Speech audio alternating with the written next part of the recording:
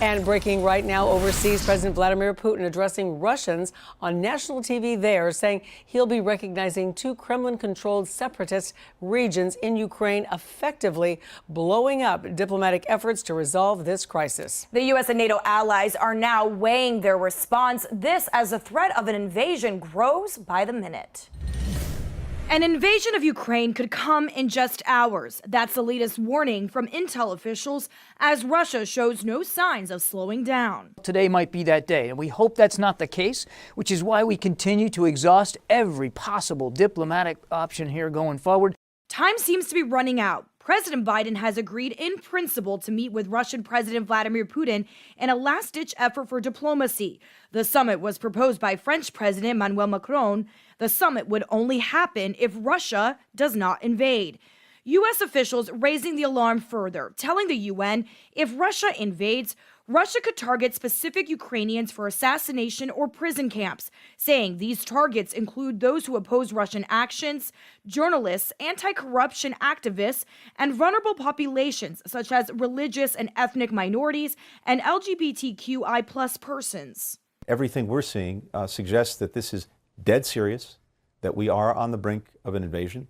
These satellite images show Russian troops on the move outside Ukraine. Ukraine says Russian-backed separatists are firing weapons in areas of eastern Ukraine that they occupy. The worry is they'll blame Ukraine on the violence.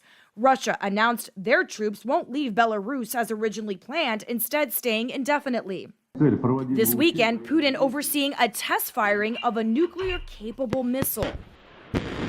More than 150,000 Russian troops are amassed on three sides of Ukraine, 50% of those troops already in position. If an attack comes, Mr. Putin will start with things like aerial attacks, cyber attacks, things that won't put his troops at risk. If that's not effective in bringing down the Ukrainian government, he's going to have to resort to ground invasion. If Russia invades, the results could be the biggest war in Europe since World War II.